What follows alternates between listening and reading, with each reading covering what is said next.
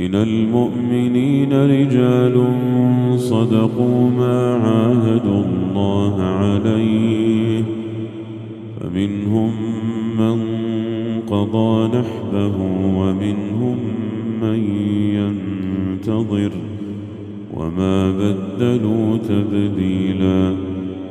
ليجزي الله الصادقين بصدقهم ويعذب المنافقين إن شاء أو يتوب عليهم